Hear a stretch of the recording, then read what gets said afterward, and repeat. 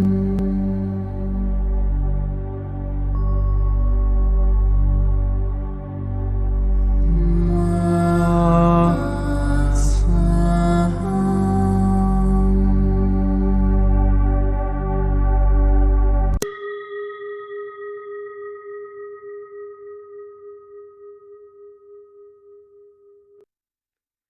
qui suit est la transcription d'un échange entre Mathias de Stefano, désigné ici comme moi, et son soi supérieur désigné comme je suis.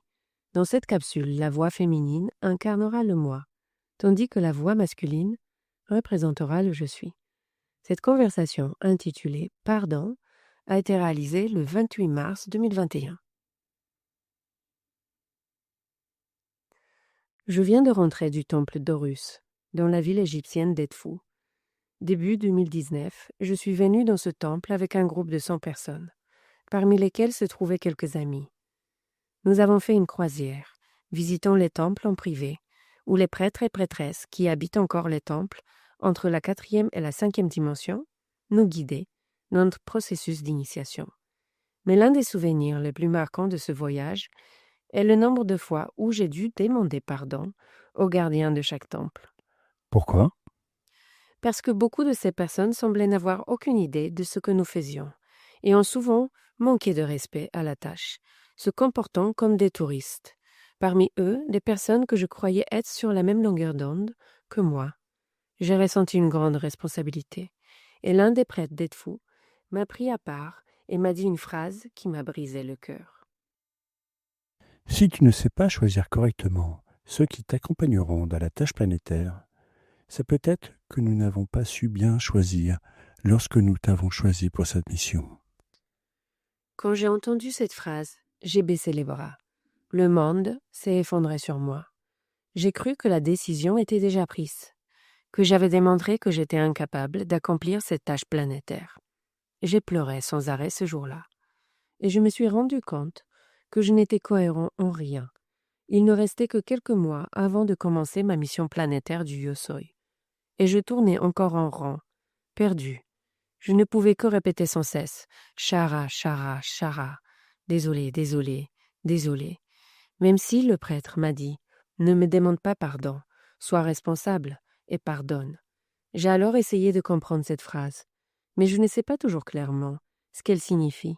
Aujourd'hui, je l'ai revue parmi les colonnes, et je me suis assis à ses côtés. Et il m'a rappelé « Échar, Échar, Échar, pardonne, pardonne, pardonne ». Sais-tu ce qu'est le pardon ? Je suppose que c'est ce qu'on demande quand on fait quelque chose de mal, et quand quelqu'un nous fait du mal, on demande pardon. Et qu'est-ce que le pardon ? Pourquoi le demandes-tu ? Pour me libérer? Alors, sais-tu ce que cela signifie ? Chaque fois que tu demandes pardon, ou que tu dis pardon, que demandes-tu ? Ouf, je ne sais pas. Je veux dire, on a l'habitude de dire pardon sans vraiment savoir pourquoi, je crois. Peut-être c'est ce qu'on cherche, c'est de ne plus se sentir coupable, et que le mot pardon englobe ce sentiment de culpabilité. C'est donc comme se débarrasser de la culpabilité liée à quelque chose. On demande qu'on nous enlève le poids de la culpabilité. Pardonner vient du latin per, pour, et donare, donner. En anglais, le mot a la même étymologie et la même structure. Forgive, for, pour, et give, donner. Quand tu demandes pardon, tu demandes à l'autre de lâcher prise, de lâcher ce qu'il tient entre ses mains. Et quand tu pardonnes, c'est toi qui lâches à quoi tu t'accroches de tes propres mains. Ce à quoi nous nous accrochons, c'est l'émotion de douleur, de poids, d'angoisse, de peine, de tristesse, de rage ou d'impuissance, que nous renvoie une situation ou une attitude. Quand quelqu'un nous fait du mal, l'énergie de la douleur, de la plainte, de la frustration ou de la colère s'éveille en nous. Et si nous ne lâchons pas et ne le laissons pas partir, alors nous nous attachons à cette émotion, la transformons en rancœur et une partie de notre information cellulaire endommageant notre corps. Pardonner, c'est l'acte de lâcher cette émotion qui est bloquée en nous, produite par l'attitude des autres. Donc, voyons si j'ai bien compris. Quand je pardonne, Je ne libère pas l'autre de son chagrin, mais moi-même. C'est bien ça? C'est exact. Toute émotion que tu ressens dans ta vie n'existe qu'en toi, et elle est alimentée par ta propre perception des faits. Tu es la seule origine et la seule destination de l'énergie de ton être, car toute l'énergie se mobilise en toi de manière toroïdale. Ce qui sort de toi te revient. Et si tu ne laisses pas partir, si tu ne permets pas à l'énergie de se disperser, elle te revient encore et encore.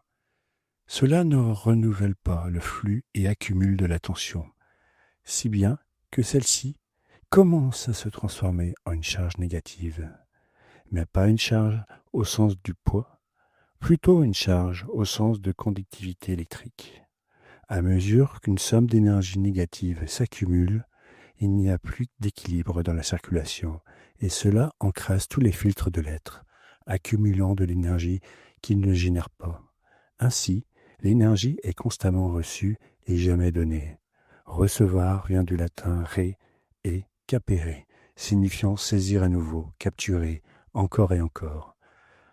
Cela accumule de l'énergie qui, si elle n'est pas libérée, se transforme en une tumeur énergétique, qui finira par devenir une émotion négative, telle que la colère, la rage, l'angoisse, produisant de l'attachement, c'est-à-dire s'accrocher à ses émotions, idées ou attitudes. Et à long terme, cela peut se transformer en une maladie, quelque chose qui bloque complètement le flux vital. Infermo, du latin arrêter. Tu peux ainsi comprendre que c'est toi-même qui alimente de manière cyclique les émotions liées à ce qui s'est passé. Pour pouvoir libérer la tension et permettre à nouveau le flux, la circulation, il faut remettre cette énergie, lâcher prise autant que possible pour qu'il y ait mobilité et transformation. Cette énergie excédentaire est là pour se donner au monde, pour s'offrir. Quand j'arrive à donner cet excès d'énergie au monde, à l'environnement, c'est alors que je pardonne vraiment. Je comprends, car parfois nous avons tendance à croire que le mot pardon suffit à résoudre un problème.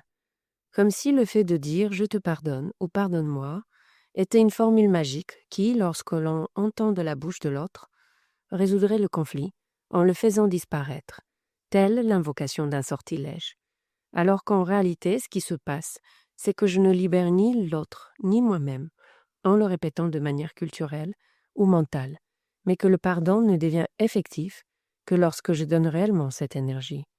La question serait, comment la donner?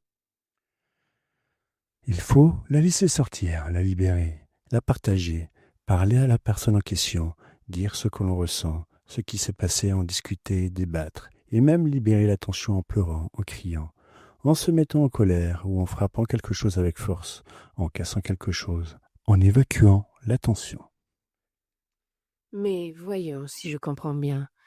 N'est-ce pas très peu spirituel de notre part d'exprimer de la rage, de la colère, de pleurer, de montrer de l'instabilité? Comment recharges-tu la batterie de ton ordinateur? Ouf, encore une de ces analogies où je ne sais pas où tu veux en venir. J'ai la recharge sur le secteur à 220 volts normalement, je crois. Recharger la batterie de ton ordinateur et de ton téléphone te permet de voir la lumière, de te connecter au monde, de faire tout ce que tu fais. Oui, Maintenant, au lieu de brancher la batterie, essaie d'y mettre tes doigts et de recharger ton cœur. je mourrai. Pourquoi? C'est la même énergie, très utile pour la vie quotidienne. Oui, mais le problème, ce n'est pas l'électricité, c'est son utilisation. Ah, donc le problème n'est pas le courant électrique qui transmet des électrons, mais les responsabilités dans son utilisation. Je suppose que c'est ça. Tu comprendras donc que l'amour et la colère, la frustration et la joie ne sont rien d'autre que des énergies qui ont besoin de polarité positive ou négative pour générer de la conductivité. Car sans les deux, la lumière ne bouge pas. Tu comprendras donc que les émotions, qu'elles sont bonnes ou mauvaises, ne sont que de l'énergie, tout simplement. Et c'est l'usage que tu en fais qui chargera la batterie pour que tu puisses faire ce que tu as à faire ou qui détruira ton cœur. Alors ne juge pas l'émotion à cause de ton incapacité à l'utiliser. Waouh, C'est clair pour moi maintenant.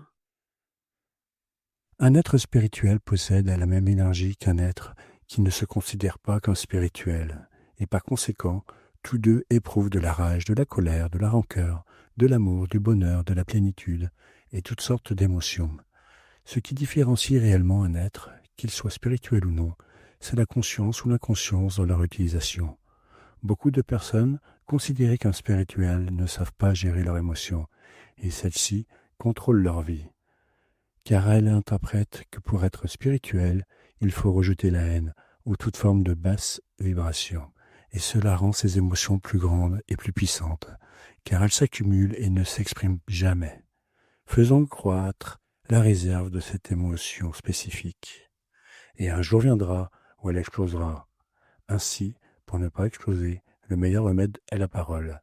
Dire ce qui ne plaît pas, ce qui dérange, ce qui agace, ce qu'on ressent, ses points de vue, communiquer, dire, exprimer, lâcher prise, laisser partir l'énergie stagnante que je réprime par peur, par culture ou par spiritualité. Et en la laissant partir, je ressentirai de plus en plus de douceur dans le processus, ne plus ayant besoin de la colère, des pleurs, et je commencerai à être plus neutre, seulement si je me permets de donner, de lâcher prise, de laisser aller. Ainsi, pardonner devient une libération personnelle qui, en la partageant avec les autres, allège le fardeau.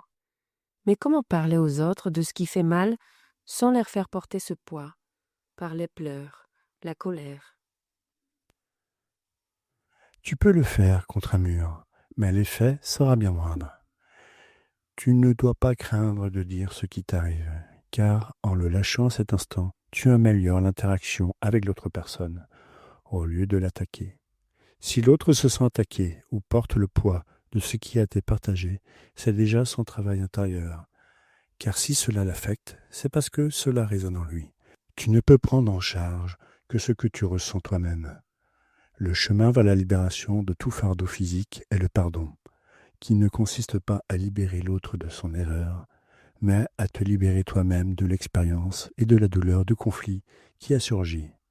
Lâcher prise du fruit ou de l'attente de celui-ci, se libérer des racines qui oppriment. As-tu pardonné à ceux qui t'ont offensé? Car le seul à qui pèse ce fardeau, c'est toi. C'est vrai. Souvent, je n'ai pas pardonné car je continue de ressentir la douleur en moi. Je m'y suis accrochée. Je me suis attachée à l'énergie que j'ai reçue, que j'ai accumulée, et dans la crainte de lâcher prise, d'oublier ce qui s'est passé. Je reste liée à chaque fait et circonstance, douloureux, que je n'arrive pas à pardonner, à laisser partir. Au-delà du fait que tout le monde dit que je pardonne très facilement à ceux qui m'ont fait du mal, plus que je ne le devrais, passant parfois pour un idiot. Je crois que cela a été dû à la pratique de lâcher prise, de laisser aller, de pardonner en ce sens. Dans la pratique, j'ai appris à me libérer de l'émotion, cependant elle reste là. Comment différencier le souvenir ou l'enregistrement de ce qui s'est passé en tant que partie intégrante de mon évolution en tant qu'être du concept de rancune? La rancune est le souvenir qui s'accroche à l'émotion de ce qui s'est passé, tandis que le souvenir s'attache à l'information expliquant pourquoi cela s'est produit. Le premier vit dans une émotion constante, le second dans l'idée et la mentalité qui recherche les raisons et la logique. Si en pensant à un événement, l'émotion renaît, tu la reconnaîtras comme de la rancœur. Si en observant une circonstance passée, tu l'analyses en comprenant les différents points de vue, alors c'est un souvenir. Et ce dernier t'aide à évoluer en transcendant les conflits, tandis que la première ne fait que te refaire vivre le même conflit encore et encore. C'est pourquoi, pour ne pas répéter, il est nécessaire de pardonner, et ainsi nous nous libérons du cycle. Lorsque tu demandes pardon, souviens-toi que tu ne le demandes pas pour toi, mais qu'en le demandant, tu cherches à libérer l'autre de son chagrin causé par tes attitudes. En demandant pardon, ce n'est pas toi qui te libères, mais c'est toi qui reconnais que tu dois aider l'autre à se libérer de son émotion. Lorsque tu pardonnes, souviens-toi que ce n'est pas toi qui libère l'autre de son fardeau, mais que tu te libères toi-même de ton chagrin, en partageant l'énergie émotionnelle de ce qui s'est passé avec les personnes concernées, et ainsi en collaborant à l'évolution commune par l'intégration d'une expérience qui a pu aboutir à une erreur. L'énergie vitale issue du chakra racine, la Kundalini, est le moteur de tout circuit énergétique, et c'est de là que l'énergie émerge ou stagne, où se stocke ce qui est reçu, où se donne ce qui est pardonné.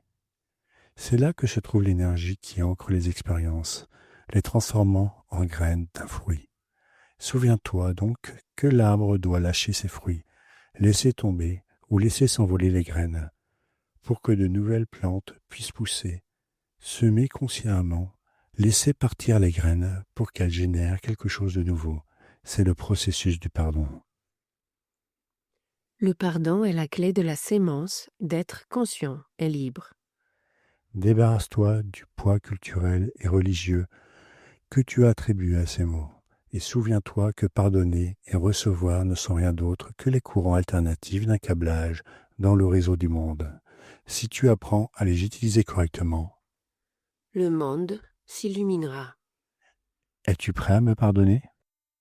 Oui, je te pardonne, car je sais désormais que, par cet acte, je me pardonne à moi-même. Et c'est ainsi que tu t'abandonnes à la liberté éternelle. Et c'est ainsi que commence la semence de la lumière.